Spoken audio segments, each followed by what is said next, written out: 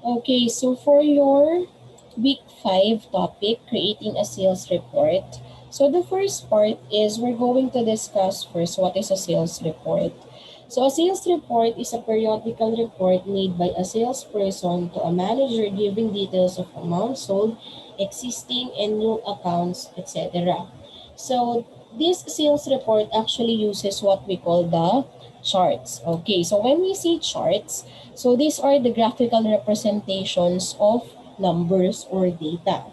Okay, so we have different forms of charts in Google Sheets. So this time, we will be using your Google Sheet to create your charts.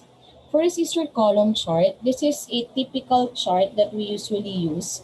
Okay, so displays the categories among the horizontal category axis and values along the vertical axis. So this is how it looks like. So para siyang bar graph. So if we deal with your mathematics subject, para siyang bar graph na ginagamit natin. Okay? So we also have what we call your line chart. So when we say line chart, para rin siyang line graph. So it actually uses the points. Okay, the same thing, scaled axis din siya. Okay, it actually shows intervals such as months, quarters, and years. So it is very good na gamitin when it comes to presenting yung mga changes sa sales, pataas ba, pababa ba, it's easily understood kapag line chart yung gamit natin kasi nakikita agad natin yung itsura kung pababa or pataas. Okay? Kasi this is the look of the line chart. Yan. So makikita nyo pataas ba, pababa ba yung sales. Okay. So next is your pie chart. Okay, so your pie chart shows the size of the items in one data series. So it actually represents a parts of a whole or a parts of a hundreds. So remember your whole circle that is 100%. So kapag into percentage ang ipe-present ninyo, you have to use your pie chart. So this is how it looks like.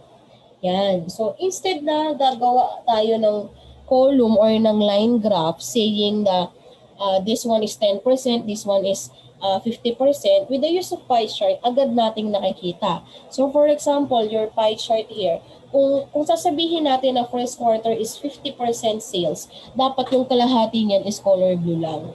So agad, pag nakita natin, ay yung kalahati blue, oh, on the first quarter, they got a 50% sales. So yun ang gamit ni pie chart. So more on the percentage. Okay. Bar chart illustrates comparisons among individual items. So katulad din siya ng ating column. Kaya lang this time, ginagamit natin yung horizontal axis. Si column kasi is vertical, patayo tayo. Si bar chart, pagdating sa Excel or sa ating Google Sheets, ganyan yung itsura niya. Okay? So, how are we going to translate them? So, halimbawa, I have a sample activity wherein you are going to convert your file. Okay, so for example, this one, I have here this table. Okay? So gagawin natin, itatype niyo yung table na yan doon sa ating Google Sheet. So for example, let's have this shortcut first ha. So bukas lang tayo ng slides. Ay, sorry. Tayo pala ay gagamit na ng Google Sheets. Yan. Kasi para mas magamit natin ng maayos yung ating chart.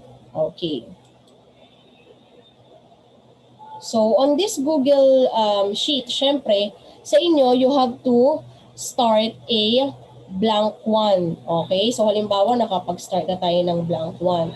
So, pansinin nyo, ito yung nasa sample natin kanina. So, how are we going to convert this into chart? So, halimbawa, magpo-convert ka. You have to select the table kung alin dyan yung i-convert mo. And then, you're going to go to insert and then click chart. Okay? Yan. So, meron na tayong chart dito. So, pinapakita niya yung mga sales natin ngayon. Ma'am, bakit po kasi 300, 600, ganyan-ganyan? Sa atin po, by hundreds lang tayo. So, depende yan sa representation ninyo. Okay? So, yan, may mga series tayo. Okay, halimbawa naman, ma'am, paano po kung hindi po yan yung graph na gusto ko.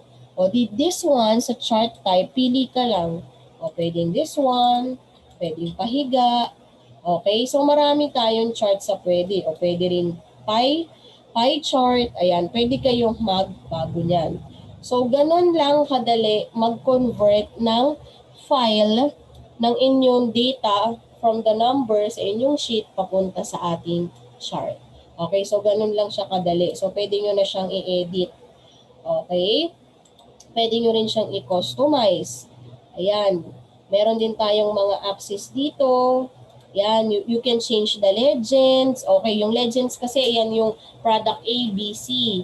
Okay, year 1, year 2, year 3, yun yung mga legends sa tinatawag natin. So, kaya kailangan bago mo siya i-convert into chart, mailagay mo muna yung eksaktong content ng table mo, eksaktong content ng data mo para diretso convert na lang ang gagawin nyo.